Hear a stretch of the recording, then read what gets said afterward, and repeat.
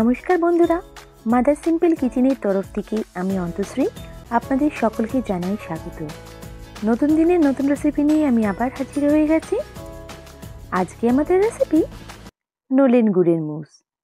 হ্যাঁ বন্ধুরা, এই শীতের সময় নলেন গুড় তো ইজিলি অ্যাভেলেবেল, আর এই গুড় দিয়ে আমরা পিঠে পায়েস তো অনায়াসে বানিয়ে ফেলি।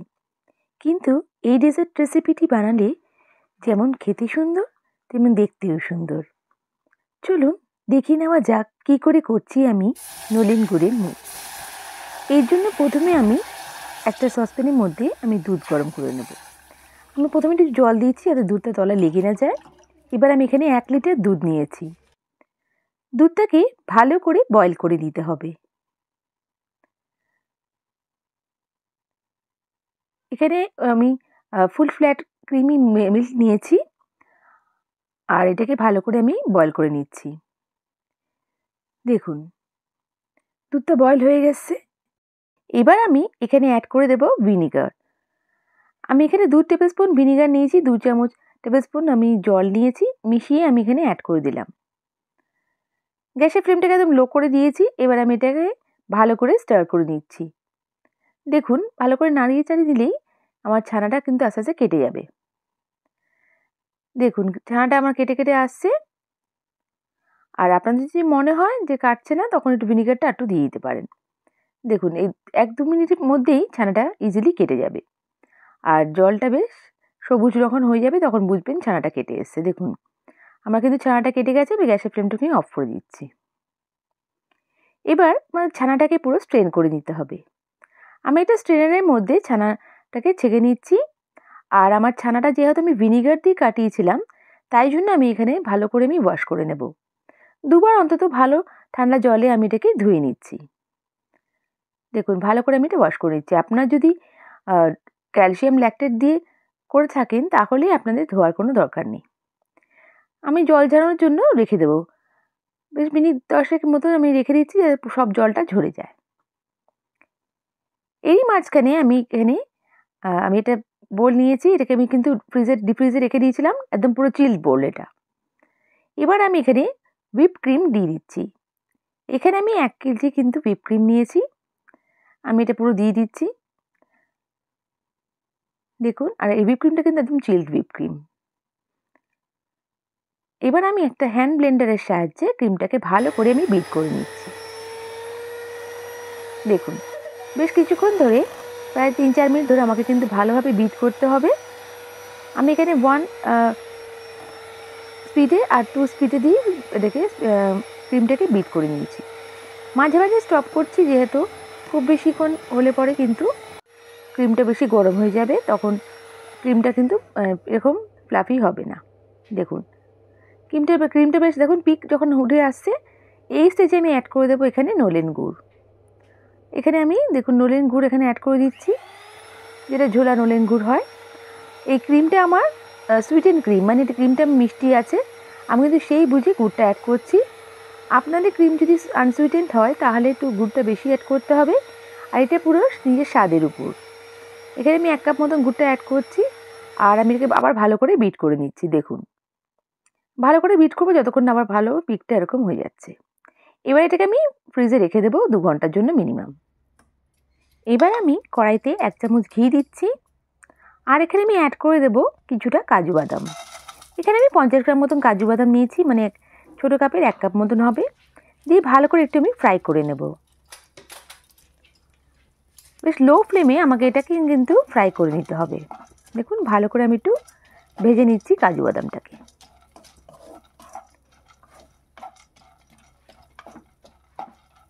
এবার আমি এখানে অ্যাড করে দেব নলেন গুড়। দেখুন আমি এখানে 100 গ্রাম মতন নলেন গুড় অ্যাড করেছি। এটাকে আমি গ্রেটারের সাহায্যে গ্রেট করে দিচ্ছি। এইভাবে গ্রেট করলে পরে গুড়টা দলা দলা হবে না, আর তাড়াতাড়ি গলতে সাহায্য হবে। দেখুন ভালো করে আমি এটাকে মিক্স করে একটা ক্রাঞ্চের মতন তৈরি করে নিচ্ছি।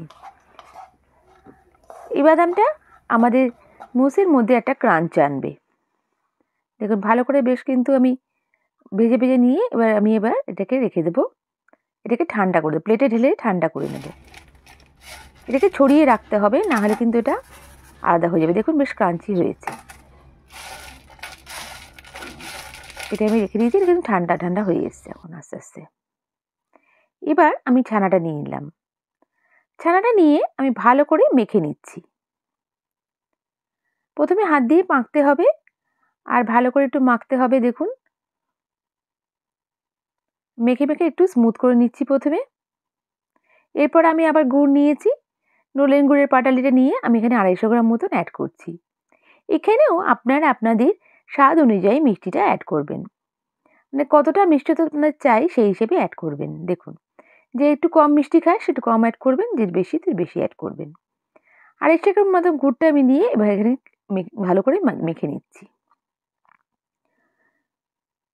এইভাবে গ্রেট করে দিলে পরে কিন্তু ভালোভাবে মিশে যায় গুড়টা, আর রেসিপিটা হতেও তাড়াতাড়ি হয়ে যায়। দেখুন ভালো করে মেখে নিচ্ছি, আমার মাখা কমপ্লিট। দেখুন এই সন্দেশের আকার এটা হয়ে এসছে, দেখেই বুঝতে পারছেন কতটা লোভনীয় হয়েছে। এবার আমি একই কড়াইতে আমি এটা যে ছানাটা দিয়েছি সেটাকে আমি দিয়ে দিচ্ছি, দিয়ে ভালো করে আমাকে কিছুক্ষণের জন্য এটা ফ্রাই করতে হবে, মানে পাক দিয়ে নিতে হবে। এখানে কিন্তু এটা কড়া পাক হবে না, আমি এটা হালকা একটু পাক দিয়ে নিচ্ছি যাতে ছানার যে জল জল ভাবটা সেটা মরে যায়। আর এখানে দেখুন যে গুড়টা আছে, মানে গুড়টাও ভালোভাবে মিক্স হয়ে যায়, একটা হালকা চিটচিটে ভাব আসে, মানে সন্দেশ সন্দেশ ভাব আসে যেন। দেখুন ভালো করে আমি নাড়িয়ে চাড়িয়ে নিচ্ছি। দেখুন যখন এখানে একটা একসাথে লেগে যাচ্ছে তখন বুঝবেন যে এটা হয়ে এসছে প্রায়। খুব বেশি আমি কিন্তু এটা পাক দেবো না। আবার এটাকে আমি একটা প্লেটে ঢেলে রাখছি আর ঠান্ডা করে নেব। দেখুন আমি এটাকে ঢেলে প্লেটের মধ্যে ঢেলে রাখছি, একদম স্প্রেড করে ঢেলে রাখছি। যেহেতু আমার যখন আমি মুসটা তৈরি করব আমার সবাই জিনিসগুলি ঠান্ডা দরকার, গরম কোনো কিছুই অ্যাড করা যাবে না, তাহলে আমার রেসিপিটা কিন্তু হবে না। আমি ভালো করে ঠান্ডা করে নিচ্ছি, আপনারা চাইলে ফ্রিজেও রাখতে পারেন। এবার আমি এটা সার্ভ করব। মুসটাকে 2 ঘন্টা পর আমি ফিরে এসেছি। প্রথমে আমি এটা বাটি নিয়েছি, তার মধ্যে আমি নাটগুলো অ্যাড করছি, তারপর আমি এই হুইপ ক্রিমটা অ্যাড করে দিচ্ছি কিছুটা।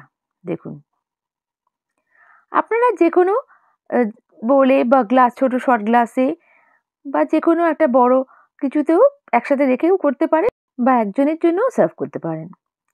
এটা বেটার হবে আপনারা যদি এক একজনের জন্যই সেপারেটভাবে সার্ভ করেন। দেখুন আমি ক্রিমটা দিলাম, আবার আমি এখানে নলেন গুড় দিয়ে দিচ্ছি, যেহেতু নলেন গুড়ের ফ্লেভারটা ভালো আসা চাই। আর এখানে আবার আমি এখানে দেখুন ছানার যে সন্দেশটা বানিয়েছি এটা অ্যাড করছি।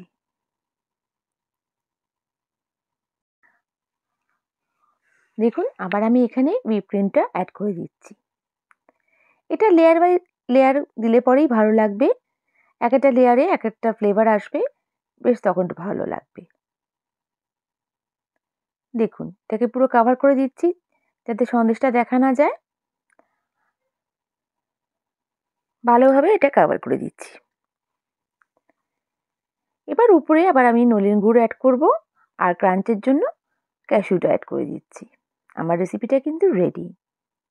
বন্ধুরা আমার রেসিপিটা যদি একটুও ভালো লেগে থাকে তাহলে প্লিজ লাইক করে সাবস্ক্রাইব করে আমার পাশে থেকে যাবেন, আর বেল বাটনটা প্রেস করবেন যাতে আমার রান্নার নোটিফিকেশনগুলো সব থেকে প্রথমে আপনারা পেয়ে যান। দেখুন এখানে আমি এটা শর্ট গ্লাসেও সার্ভ করছি, আপনারা আপনাদের চয়েস অনুযায়ী এরকম সার্ভ করতে পারেন। কতটা কিউট লাগছে এটা দেখুন। আপনার কাছে ছোট ছোট বাটি থাকে তার মধ্যেও সার্ভ করতে পারেন। এটা পুরোপুরি আপনাদের চয়েস যে কিভাবে সার্ভটা করবেন। দেখুন কত সুন্দর লাগছে দেখতে। আর আমার এই রেসিপিটা কেমন লাগলো আমায় কমেন্ট করে নিশ্চয়ই জানাবেন। নেক্সট রেসিপি নিয়ে আবার হাজির হয়ে যাব।